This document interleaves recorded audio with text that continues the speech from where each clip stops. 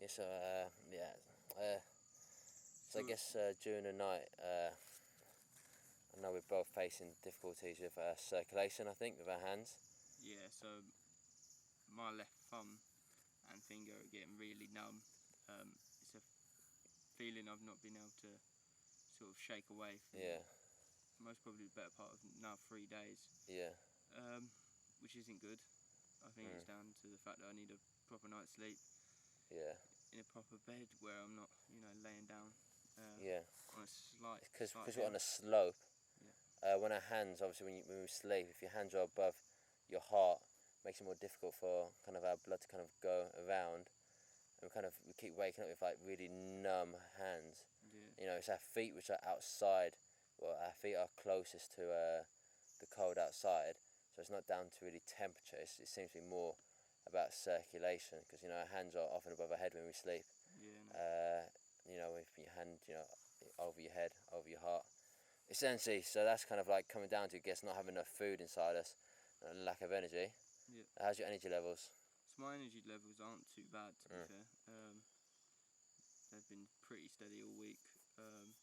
Sometimes I do experience little dips in energy, but we're nearly at the end now, so that's what's motivating me now, is to get out, get some food.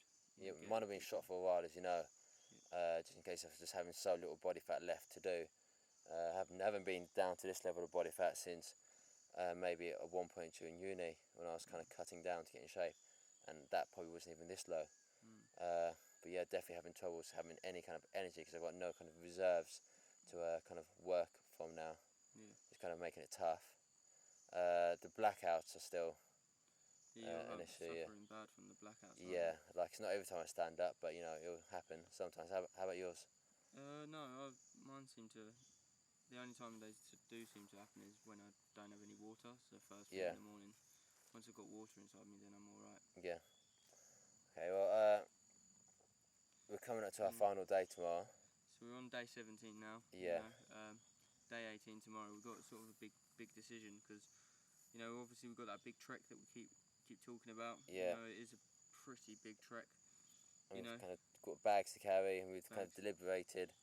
So we don't know whether we do half today. Yeah. And we set off in a minute, or we do the whole thing tomorrow. Yeah. I've been thinking. I know we've been like, at one point we did say maybe do it in 2 days, and then we kind of came to the decision to do it in 1 day, just so we've got a good shelter. But personally, with my energy levels, I feel like doing a whole trek in 1 day would be too much for me. Too much. Being able to carry stuff and being able to keep moving, is gonna be, it's gonna put me on the verge of passing out quite easily, especially on the terrain that we have to walk. Literally, personally, my energy levels, I don't think I could take it, especially on like the train, which we have to walk on, and the movement we've got to do, and we'd have to make sure we do it before the midday sun comes in. Personally, I know there's advantages to kind of being here. We can get to our first shelter. It's a terrible shelter. It's going to be completely dead, and it was the last night we spent in it. It was absolutely horrible. We were soaked and miserable inside there. But personally, I think I could take a really, really bad night over 1 day full of complete trekking. What about you? Like, what are your thoughts? I know that you wanted to do it in 1 day. I wanted to stay here. The shelter's a lot better here. Better night's sleep. Would give us more energy to trek out. But the pro is to go into the other one. We will get out earlier. Yeah. Which could be nice. And obviously we've got to think about your health. Your energy levels. We don't want you passing out now. Yeah.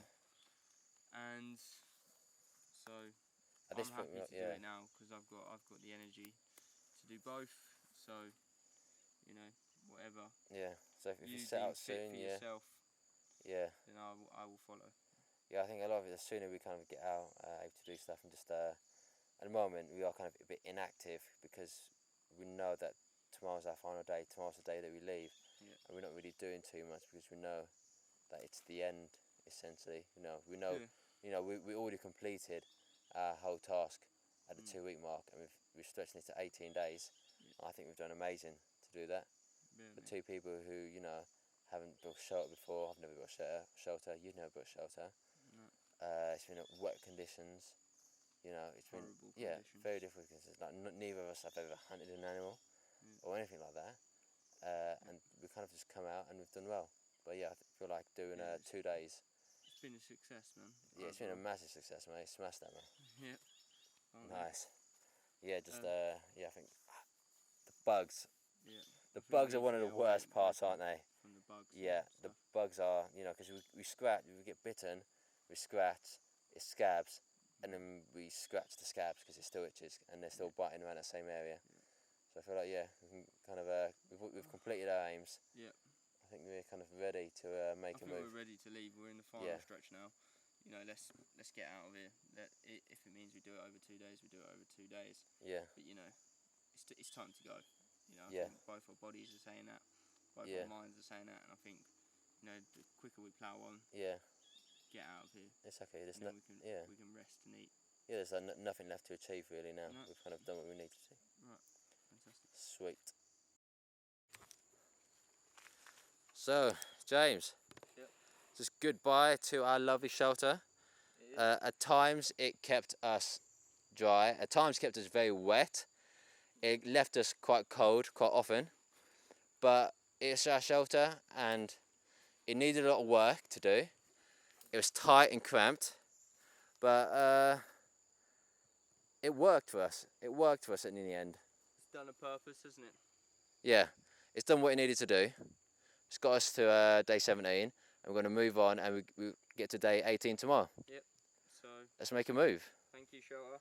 Au revoir. You know. Auf Wiedersehen. And finally, what would we rate it? Out of 10 for TripAdvisor? Out of 10, I'm giving it a solid 11. 11, man. 11 out of 10. All the way, spinal tap the whole way, but au revoir. Salut.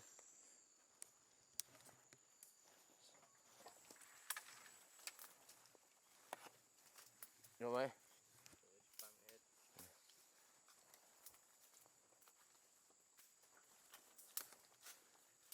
So more trees have fallen down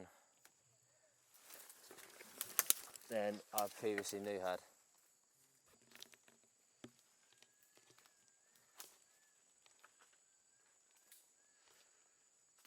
Oh, nice little steep hill. And I've slid down this one before.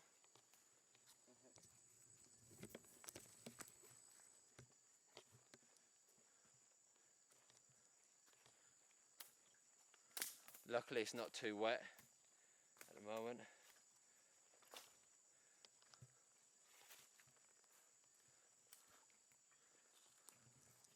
And so really began our penultimate trip out the jungle, splitting it into 2 days. Yeah,